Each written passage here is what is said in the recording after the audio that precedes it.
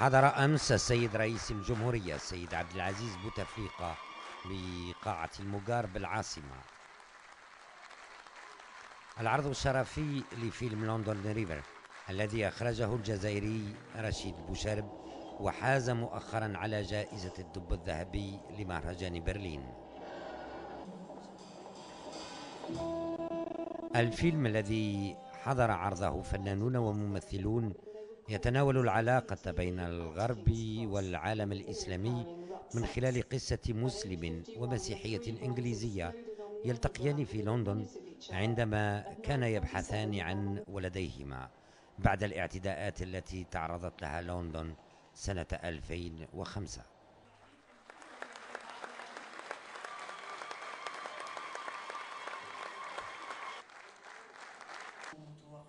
رئيس الجمهورية إلى جانب الحضور استمع إلى عرض قدمه المنتج والمخرج ملك أيت أودية.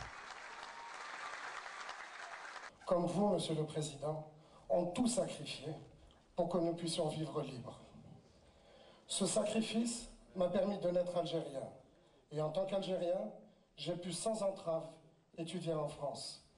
Autrement dit, parce que je suis né algérien, j'ai eu des droits en France que mon père n'avait jamais eu comme indigène chez lui. Cela m'oblige, cela nous oblige tous. J'ai consacré 2 années de ma vie à travailler sur Autopsie d'une tragédie, un documentaire de 3 heures consacré aux années de larmes et de sang. 2 années à plonger dans les méandres de la société et de la vie politique algérienne pour essayer de comprendre, avant de raconter, comment notre nation a plongé dans l'horreur, mais aussi comment, grâce à ses femmes, grâce à ses hommes, grâce à son armée, notre peuple, abandonné par toutes les autres nations, a héroïquement résisté pour refuser de disparaître.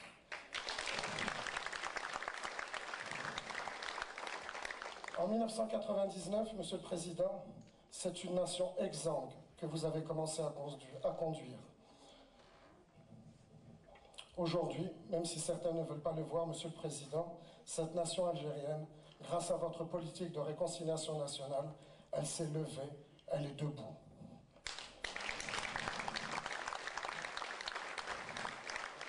Monsieur le Président, j'ai fait le choix il y a 2 ans de venir vivre et travailler dans mon pays. En fait, je suis ce que dans les blagues on appelle un haraga à l'envers.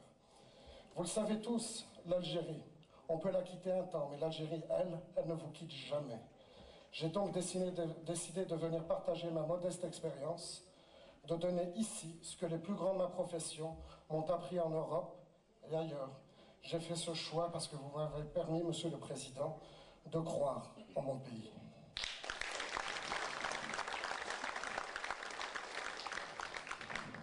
Depuis plus d'1 année maintenant, je consacre la plus grande partie de mon temps à un film sur le shahid Larbi Ben Mehdi, votre compagnon d'armes, Ser Abdelkader, un homme juste parmi les justes. Celui que ses compagnons surnommés Hakim n'avaient qu'une certitude, l'Algérie libre sera. Son engagement, sa vie, sa culture et son martyr sont une fierté féconde. Dans le domaine culturel, si cher à mes yeux, Monsieur le Président, vous avez suivi son mot d'ordre. Larbi Ben Mehdi disait qu'il fallait jeter la révolution dans la rue pour que le peuple s'en empare. Depuis que vous conduisez cette nation, la politique culturelle que vous menez, Monsieur le Président, tourne autour d'une seule idée force, mettre la culture à la portée du plus grand nombre pour qu'il s'en empare.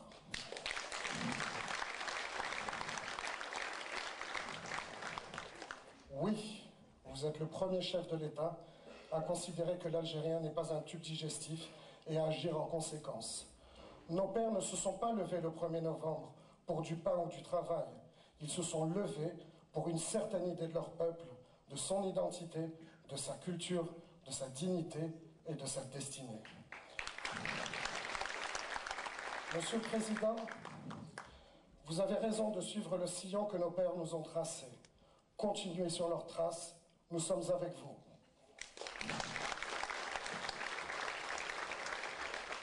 Monsieur le Président, Mesdames, Messieurs, je ne suis pas le seul émigré à venir travailler en Algérie. Aujourd'hui, j'ai l'immense privilège de vous présenter une jeune chef d'orchestre.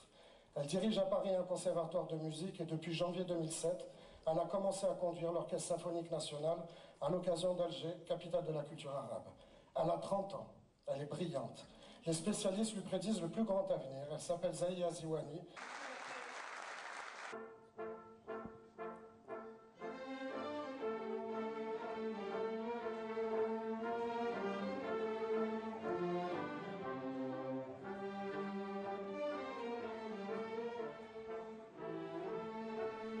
وبطلب من الفنانين والموسيقيين نزل السيد الرئيس إلى ركح القاعة ليستلم هدايا رمزية قبل أن يأخذ الجميع صورة تذكارية مشتركة.